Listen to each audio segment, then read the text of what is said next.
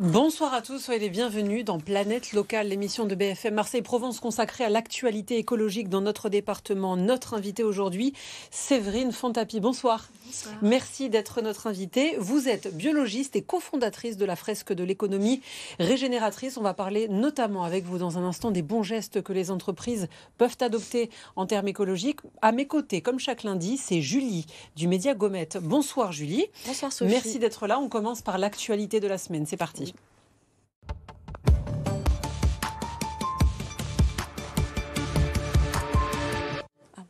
L'actualité de la semaine, Julie.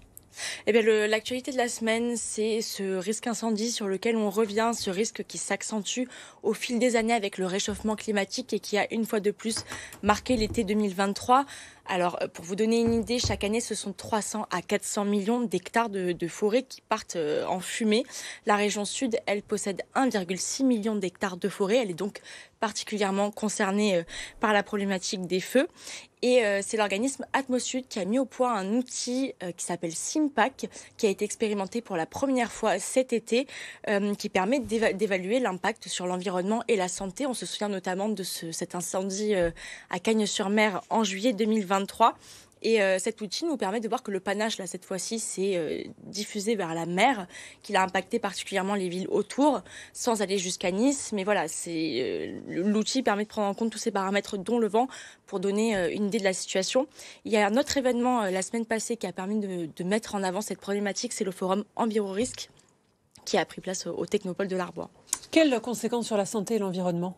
Eh bien, on retrouve diverses composantes dans ces fumées, ces panaches de fumée qui se dégagent quand les forêts brûlent, les oxydes d'azote, les monoxydes de carbone, les particules fines et ultra fines.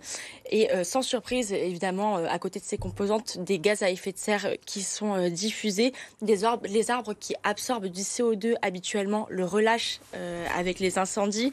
Alors sur la santé, l'ANSES nous dit que l'inhalation du bois altère aussi le système immunitaire en plus du système respiratoire. On n'a pas encore les données des incendies 2023 pour la région cet été, mais pour rappel, en 2022, ce sont 821 feux de forêt qui se sont déclarés en région sud. Merci beaucoup Julie, on passe à l'invité de Planète Locale. Séverine Fontapy, merci d'être sur ce plateau. Vous êtes la cofondatrice de la fresque de l'économie régénératrice. Qu'est-ce que c'est l'économie régénératrice ? Bonsoir et merci pour l'invitation.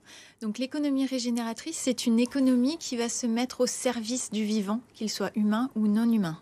Donc ça s'est inspiré de la permaéconomie, donc la permaculture impliquée à l'économie, donc le concept qui a été décrit par Emmanuel Delannoy dans son ouvrage de 2016, Permaéconomie. Qui est cofondateur de la fresque. Qui est le cofondateur de la fresque.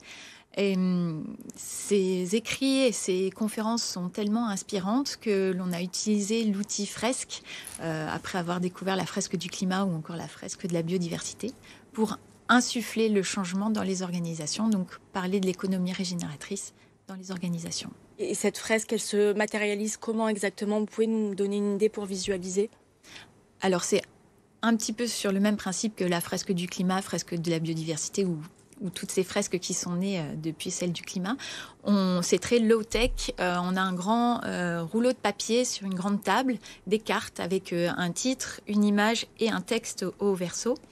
Et on va demander aux participants, donc 8 à 10 personnes, en intelligence collective, de trouver un assemblage logique de ces cartes pour réfléchir à une thématique donnée et apprendre tout en faisant ce qu'est le réchauffement climatique pour le climat et ses conséquences, et pour l'économie régénératrice, comment fonctionne l'économie aujourd'hui et comment est-ce qu'elle pourrait fonctionner différemment au service des communs.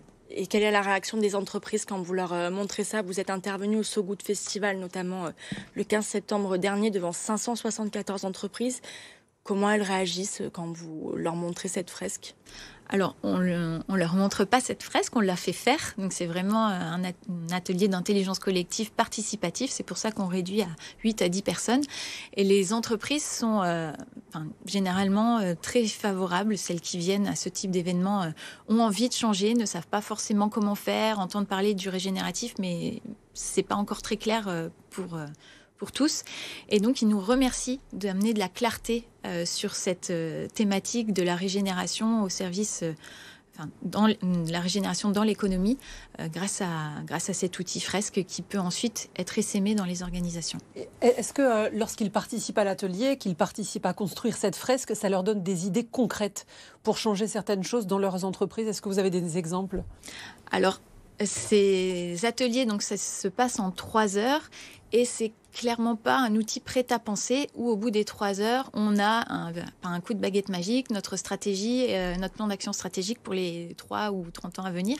Ce serait trop facile. Voilà, ce serait bien trop facile. En revanche, on fait poser des questions. C'est vraiment un cheminement de pensée sur comment fonctionne l'économie aujourd'hui, avec de quoi est-ce qu'on a besoin comme ressources pour créer de la valeur aujourd'hui, quelles sont les limites du système et comment est-ce qu'on peut utiliser l'économie différemment au service du vivant humain, donc les personnes de l'entreprise et les personnes autour de l'entreprise, les parties prenantes, et le non-humain, donc tout ce qui est l'environnement, le vivant qui est autour de nous et dont on a besoin en fait quand on replace l'économie dans la société et dans la biosphère au sens large. C'est-à-dire qu'ils peuvent mettre des jardins sur ou des espaces de biodiversité sur leur site, c'est ça par exemple une mesure qu'on peut imaginer? Alors c'est bien plus que cela puisqu'on invite à repenser la raison d'être de l'organisation, donc raison d'être ou élan vital, qu'est-ce qui fait qu'on se lève pour participer à un bien commun, à un futur souhaitable, et en tant que personne, individuellement déjà, connaître notre moteur, et ensuite réfléchir et poser la raison d'être collective de l'organisation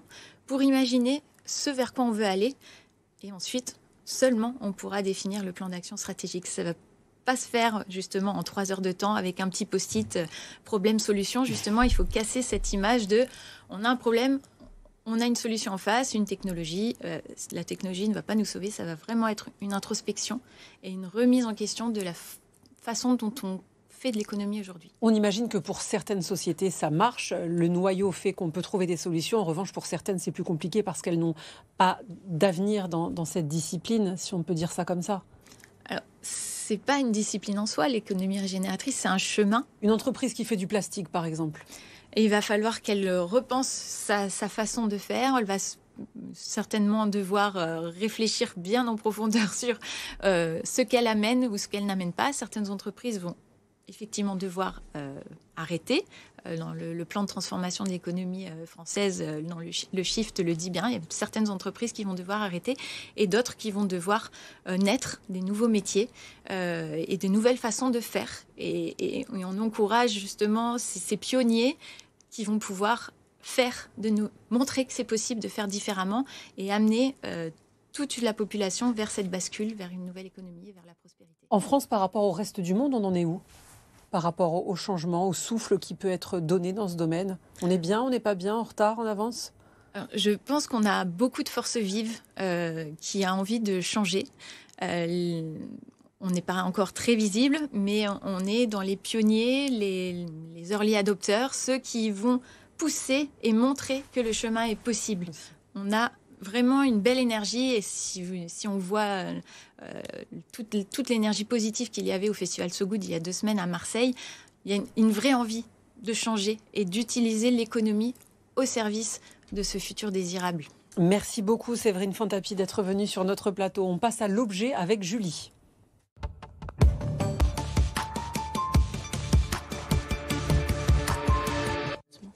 Qu'est-ce que tu nous as amené aujourd'hui, Julie? Je vois plein de choses sur ta table. Oui, alors aujourd'hui, j'ai apporté un objet qui va peut-être intéresser les jardiniers en herbe. Voilà, petit jeu de mots.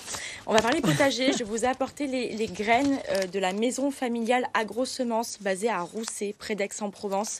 Elle organisait ses journées portes ouvertes il y a quelques semaines dans leur ferme du Petit Sambuc.